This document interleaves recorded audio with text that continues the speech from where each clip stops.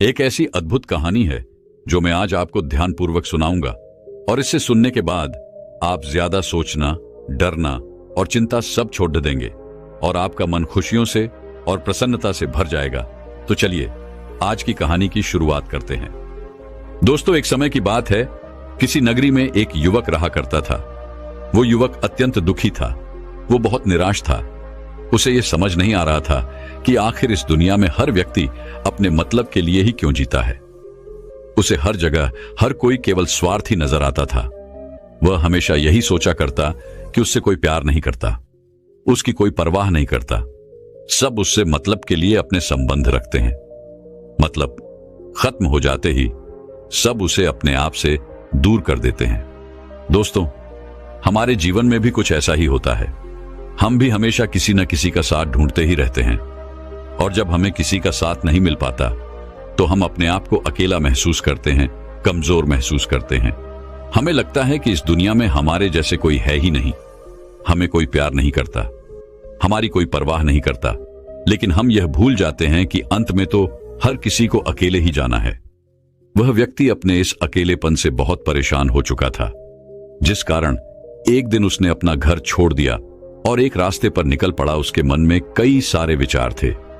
उन विचारों में मग्न होकर वह उस रास्ते पर आगे की ओर बढ़ता ही जा रहा था।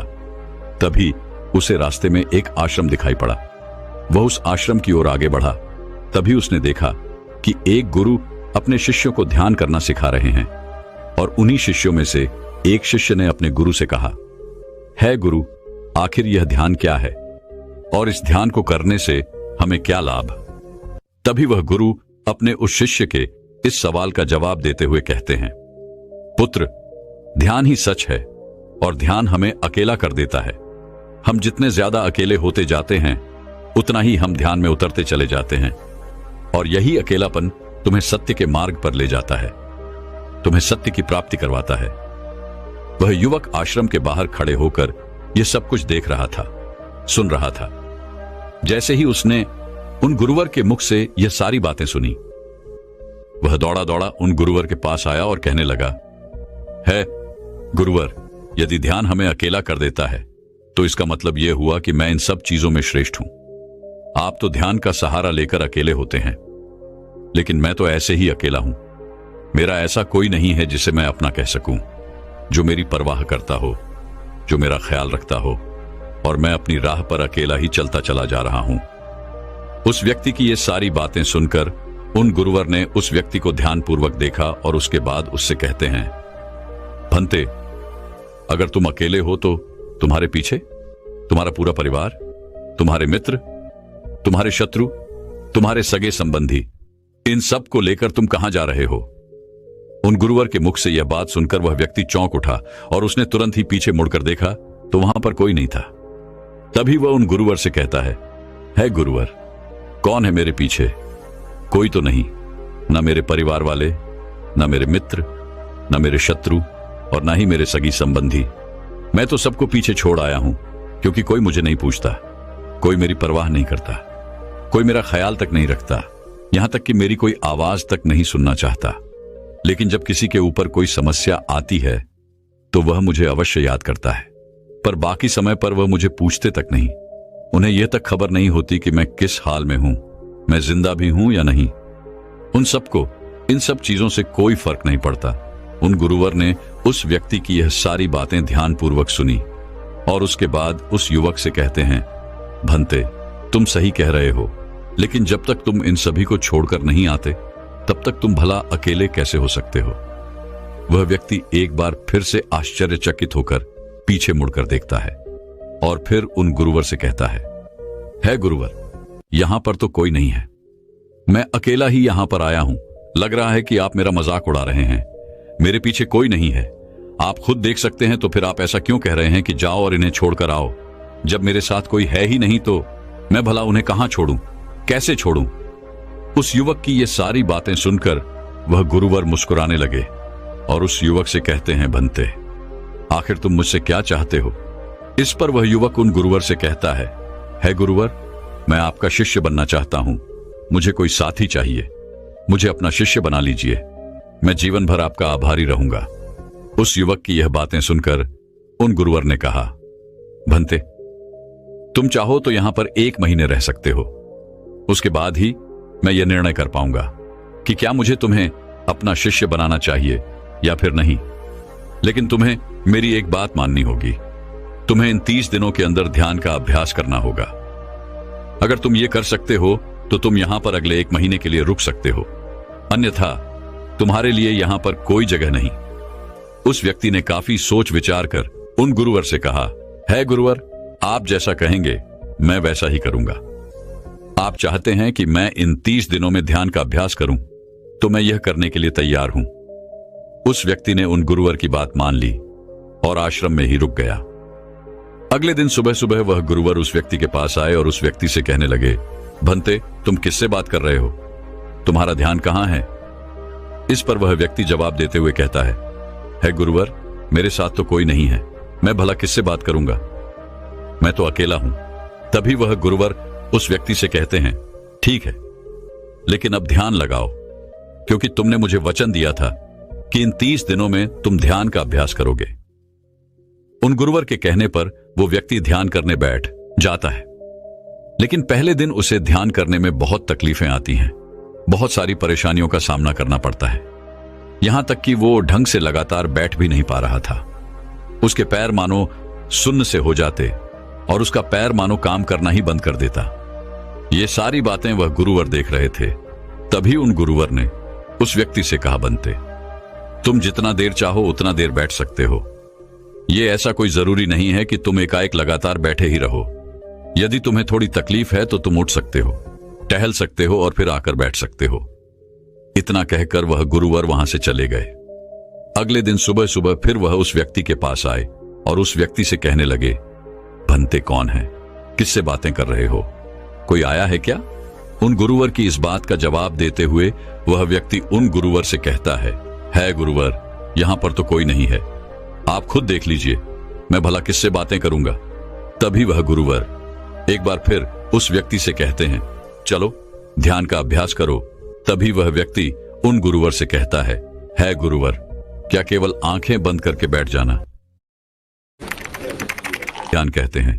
अगर इसे ही ध्यान कहते हैं तो यह तो बड़ा ही आसान है और इसे तो कोई भी कर सकता है, केवल आंखें बंद करके बैठना ही तो है। इसका जवाब देते हुए वह गुरुवर उस व्यक्ति से कहते हैं, भंते, केवल आंखें बंद करके बैठ जाना इसे ध्यान नहीं कहते। ध्यान करने के लिए तुम्हें अपने मन को एकाग्र करना होगा, अपने मन को किसी एक चीज पर लगाना होगा। वह कोई भी चीज हो सकती है, बाहर की कोई आवाज या तुम्हारे भीतर से आने वाली ये सांसें, इन सांसों के अंदर और बाहर होने की आवाज।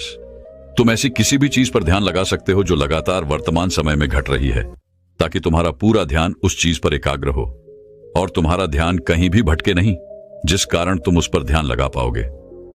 तो और याद रखना, जब तुम उस चीज पर ध्यान लगाओगे तो तुम्हारा ध्यान हटना नहीं चाहिए। इतना कहकर वह गुरुवर वहां से चले गए। अगले दिन जब वह सुबह सुबह एक बार फिर उस व्यक्ति से मिलने आए तो उन्होंने एक बार फिर उस व्यक्ति से कहा, भंते, आज कौन आया है? किससे बातें कर रहे हो? बड़ी जोर जोर से आवाज आ रही है। तुम यहां पर खुद शांति पाने आए हो या फिर दूसरों को अशांत करने के लिए? वह व्यक्ति उन गुरुवर से कहता है गुरुवर, पर यहां पर तो कोई है ही नहीं, तो मैं भला किससे बात करूंगा?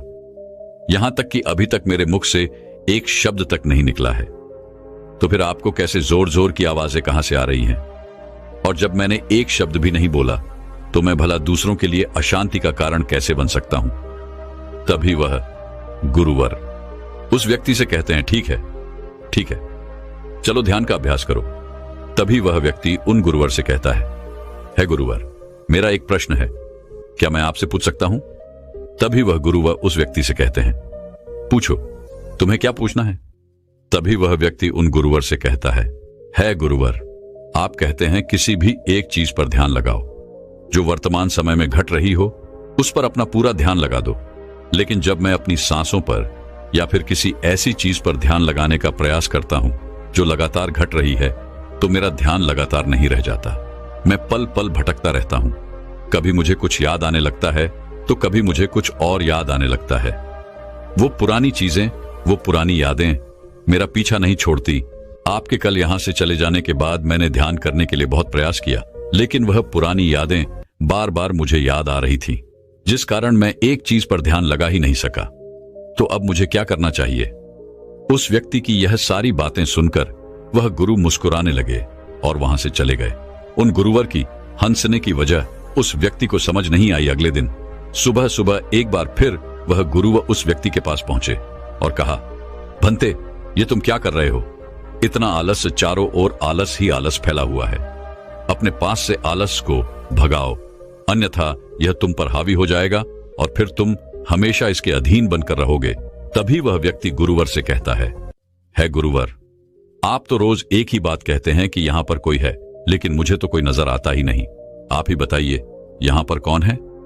तभी वह गुरु वह उस व्यक्ति से कहते हैं, ठीक है, चलो अभ्यास के लिए चलते हैं। तभी वह व्यक्ति उन गुरुवर से कहता है गुरुवर, मेरा एक प्रश्न है, आपकी आज्ञा हो तो मैं आपसे पूछना चाहता हूं। है गुरुवर। उस व्यक्ति से कहते हैं, हां पूछो, क्या प्रश्न है तुम्हारा?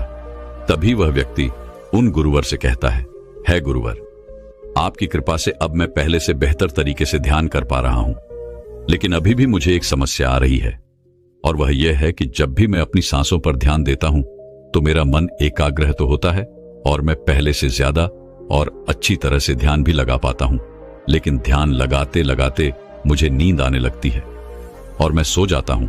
फिर उसके बाद मुझसे ध्यान नहीं हो पाता। उसके बाद केवल बस मुझे नींद ही नींद आती रहती है और मैं ध्यान की तरफ फिर अपने आप को मोड़ नहीं पाता। उस व्यक्ति की यह बात सुनकर वह गुरुवर उस व्यक्ति से कहते हैं, यह तो अच्छी बात है। इतना कहकर वह वहां से चले जाते हैं। 5वें दिन जब सुबह सुबह वह गुरुवर उस व्यक्ति के पास पहुंचते हैं तो वे कहते हैं, भंते, तुमने इतने लोगों को क्यों बुला रखा है? इतने सारे लोग तुम्हें ध्यान नहीं करने देंगे। तुमने इतने सारे लोगों को क्यों बुलाया है? इन्हें यहां से जल्दी भेजो। मुझे यह बिल्कुल नहीं पसंद। तुम तो यहां पर अकेले आए थे जैसा कि तुमने कहा, तो फिर इतने सारे लोगों को तुमने आज क्यों बुला रखा है? इन्हें अभी के अभी वापस छोड़कर आओ। तभी वह व्यक्ति उन गुरुवर के बारे में मन ही मन यह सोचता है कि लगता है गुरुवर पागल हो चुके हैं। जब भी रोज आते हैं तो हमेशा एक ही बात कहते हैं कि यहां पर कोई है, लेकिन मुझे तो कोई नजर ही नहीं आता। बड़ी विनम्रता से उन गुरुवर से कहा, है गुरुवर, शायद आपकी आंखें जो देख पा रही हैं वह मैं नहीं देख पा रहा हूं। मुझे तो यहां पर कोई नजर नहीं आता। फिर आपको कैसे? यहां पर लोग ही लोग नजर आ रहे हैं। फिर गुरुवर उस व्यक्ति से कहते हैं, अच्छा ठीक है, चलो अब ध्यान का अभ्यास करते हैं। तभी वह व्यक्ति उन गुरुवर से कहता है गुरुवर, मुझे ध्यान के वक्त नींद आती थी। जैसा कि मैंने आपको बताया था, उस पर तो मैंने नियंत्रण पा लिया, लेकिन अब जब भी मैं ध्यान करने बैठता हूं, किसी एक चीज पर अपना ध्यान केंद्रित करता हूं, तो मेरे मन में विचारों का सैलाब होता है। मानो विचारों की बाढ़ सी आ जाती है। इतने विचार तो आंख खोलकर भी मैंने कभी नहीं देखे होंगे, जितने की आंखें बंद करने के बाद मुझे नजर आते हैं। और इन विचारों में कुछ ऐसे विचार भी मेरे मन में आते हैं जिनके बारे में आज तक मैंने सोचा तक नहीं है। मुझे उनके बारे में कुछ भी नहीं पता। यह सब क्यों हो रहा है गुरुदेव? उन गुरुवर ने उस व्यक्ति की यह बात सुनकर उस व्यक्ति से कहा, अच्छा ऐसा हो रहा है। इतना कहकर वह गुरुवर वापस चले गए। अगले दिन सुबह सुबह वह गुरुवर एक डंडा लेकर उस युवक के पास पहुंचे और एक डंडा जड़ते हुए उस युवक से कहते हैं, मैंने तुम्हें पहले ही कहा है, इतने सारे लोग मुझे पसंद नहीं, तुम्हें इन्हें छोड़कर आना होगा। आखिर तुम रोज रोज इन्हें क्यों ले आते हो? इतनी भीड़ इकट्ठा करके तुम्हें क्या लाभ? आज के बाद यह यहां पर नहीं आने चाहिए। इस बात का ख्याल रखना। यदि आज के बाद यहां पर कोई भी नजर आया और तुम्हारी बक बक मुझे सुनाई पड़ी, तो मैं तुरंत ही तुम्हें इस आश्रम से निकाल दूंगा। तभी वह व्यक्ति बड़ी विनम्रता से उन गुरुवर से कहता है गुरुर, मुझे तो यह समझ नहीं आता कि मुझे कोई नजर ही नहीं आता, लेकिन आप रोज एक ही बात कहते हैं कि यहां पर मैंने भीड़ इकट्ठी कर रखी है।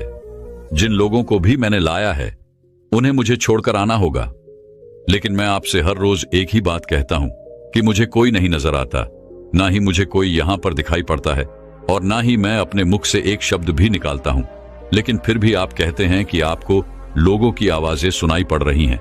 तभी वह गुरुवर है उस व्यक्ति की इस बात का जवाब देते हुए कहते हैं, क्या तुम्हारे मित्र, तुम्हारे परिवार वाले, तुम्हारे सगे संबंधी, तुम्हारे शत्रु, तुम्हारी इच्छाएं, तुम्हारी वासनाएं, ये सब क्या तुमसे मिलने नहीं आते? वह व्यक्ति उन गुरुवर से कहता है, नहीं गुरुदेव, मुझसे कोई मिलने नहीं आता। मैं तो यहां पर अकेला ही आया था और अभी भी मैं अकेला ही हूं, मेरा कोई नहीं। तभी वह गुरु व क्रोधित होकर उस झंडे से उस व्यक्ति पर एक और प्रहार करते हैं और कहते हैं, अभी बैठो, अभी ध्यान लगाओ, और यदि तुम्हारे ध्यान में कोई भी आता है तो मुझे बताओ। वह व्यक्ति उन गुरुवर की बात मान लेता है और तुरंत ही ध्यान करने बैठ जाता है। कुछ देर तक तो वह काफी शांत रहता है, लेकिन कुछ देर बाद ही वह उन गुरुवर से कहता है गुरुदेव, मेरा भाई मुझसे मिलने आया है, साथ में मेरे पिताजी भी हैं। दोनों बहुत दुखी हैं क्योंकि मैं उन्हें छोड़कर यहां जो चला आया हूं। मेरे भाई की तबीयत भी कुछ ठीक नहीं लग रही। वह मुझे बुला रहे हैं। मेरे बड़े भाई की पत्नी अर्थात मेरे भाभी मेरे बड़े भाई के साथ अच्छा व्यवहार नहीं कर रही, और तो और मेरी प्रेमिका भी आई हुई है। वह मुझसे पूछ रही है कि क्या तुम मुझसे शादी करोगे या फिर मैं किसी और से शादी कर लूं। वह भी बहुत दुखी नजर आ रही है। और इतना ही नहीं, मेरे कुछ मित्र भी पीछे खड़े हैं जिनसे मैंने कुछ कर्ज लिए थे। आज वो मुझसे अपना कर्जा मांगने आए हैं, मुझे धोखेबाज कह रहे हैं, मुझे अपशब्द बोल रहे हैं, और वो साथ में मेरे कुछ शत्रुओं को भी लाए हैं। लेकिन मेरे शत्रु मुझे मारना नहीं चाहते कि तू तो पहले से ही मरा हुआ है, तुझे और क्या मारना। इतना कहकर वह व्यक्ति कुछ देर के लिए शांत हो गया, लेकिन उसी के बाद फिर कुछ देर बाद वह एक बार फिर से उन गुरुवर से कहने लगा है, गुरुवर, अब मेरे पास एक बहुत बड़ा घर है, इसे मैंने खरीद लिया है। मैं, मेरे पिता, मेरी माता, मेरा भाई, मेरी भाभी सभी इसमें बहुत मिलजुल के रह रहे हैं। हम बहुत खुश हैं। मैं अब अपने मित्रों से अत्यधिक अमीर हूं। मेरे पास बेशुमार धन दौलत है, और तो और मैंने अपनी प्रेमिका से शादी भी कर ली है और इसका जश्न मना रहे हैं। इतना कहकर वह व्यक्ति एक बार फिर शांत हो गया और फिर कुछ देर बाद और फिर एक बार उन गुरुवर से कहता है गुरुवर, मुझे कोई मारने का प्रयास कर रहा है। लगातार वो मुझ पर प्रहार कर रहा है। मैं उसका चेहरा देखने का प्रयास कर रहा हूं, लेकिन मुझे उसका चेहरा नजर नहीं आ रहा। इतना कहते कहते वह उन गुरुवर से कहता है, गुरुदेव, ये तो आप हैं जो मुझे मार रहे हैं और यह भी कह रहे हैं कि इतनी भीड़ को लेकर क्यों आए हो और इन्हें लेकर कहां जा रहे हो। मेरे साथ तुम्हें अकेले ही चलना होगा। इतना कहकर वह व्यक्ति ध्यान से उठ गया और उनको रुके चरणों में गिर पड़ा और उनसे कहने लगा, है गुरुदेव, आप सही थे। आप जो हमेशा कहते थे कि इस भीड़ को लेकर मैं कहां जा रहा हूं, आप हमेशा यही कहते थे कि इन सबको छोड़कर आओ, लेकिन मुझे कोई नजर नहीं आता था। लेकिन आज मैंने उन सबको देख लिया जिन्हें मैं अपने साथ लेकर आया था, जिन्हें मैं अपने साथ लेकर घूम रहा था। हर कोई मेरे साथ ही है, मेरे पास है। लेकिन मैं ये सोच रहा था कि आखिर मैं इतना बेचैन क्यों हूं और मेरी बेचैनी की वजह क्या है। उस व्यक्ति की यह सारी बातें उन गुरुवर ने ध्यानपूर्वक सुनी और उसके बाद वो वहां से चुपचाप उठकर चले गए। उसके बाद से वो गुरुवर उसके पास कभी नहीं आए। लेकिन वह व्यक्ति हर रोज ध्यान का अभ्यास कर रहा था और पूरे 1 महीने बाद जब वह उन गुरुवर के पास पहुंचा तो उन गुरुवर से कहने लगा है, गुरुवर, जैसा कि आप कहते थे कि मैं हमेशा अपनी भीड़ को अपने साथ लेकर घूमता हूं, तो आज मैंने उस भीड़ को विदा कर दिया है और अब मैं बिल्कुल अकेला हूं। मेरे साथ कोई नहीं, मेरे साथ आप भी नहीं है, यहां तक कि मैं खुद अपने साथ नहीं हूं। मैं एक परम शांति महसूस कर रहा हूं। अब मुझे ऐसा प्रतीत होता है कि अब मेरे जीवन में कोई समस्या नहीं है, कोई समाधान नहीं है। मैं बहुत हल्का महसूस कर रहा हूं, मैं बहुत अच्छा महसूस कर रहा हूं, और इस शांति में जो आनंद है इसका क्या कहना। तभी वह गुरुवर उस व्यक्ति से कहते हैं, भंते, अगर तुम चाहो तो इस अकेलेपन को लेकर तुम अपनी दुनिया में वापस जा सकते हो। अव्याधि, तुम उस संसार में वापस भी लौट जाओ। भले ही लोग तुम्हारे आसपास क्यों न रहे, भले ही पूरी भीड़ तुम्हारे साथ क्यों न रहे, लेकिन फिर भी तुम अकेले ही रहोगे। फिर चाहे वह तुम्हारे रिश्तेदार हो, सगे संबंधी हो, परिवार वाले हो, तुम्हारे मित्र, तुम्हारे शत्रु, तुम्हारी भावनाएं या फिर तुम्हारी प्रेमिका, इन सब के साथ रहकर भी तुम पूर्ण रूप से अकेले ही रहोगे। और इतना ही नहीं, तुम्हारे जीवन में जब भी कोई बुरी परिस्थितियां आएंगी तब भी तुम बिल्कुल अकेले और शांत रहोगे, और तुम हर परिस्थितियों का समाधान निकालने में भी अब पूरी तरह सक्षम हो चुके हो। और यदि अब तुम चाहो तो मैं तुम्हें अपना शिष्य बना सकता हूं, क्योंकि हो सकता है तुम्हें यह लग रहा हो कि यह 30 दिन तो पूरे खत्म हो चुके, लेकिन ध्यान का मार्ग अभी शुरू हुआ है। और याद रहे कि अभी तो बहुत कुछ सीखना है, जानना है, लेकिन कुछ रखना नहीं है। यह मार्ग अभी शुरू हो रहा है और यह मार्ग अति लंबा है, और इस मार्ग की शुरुआत शांति से ही होती है।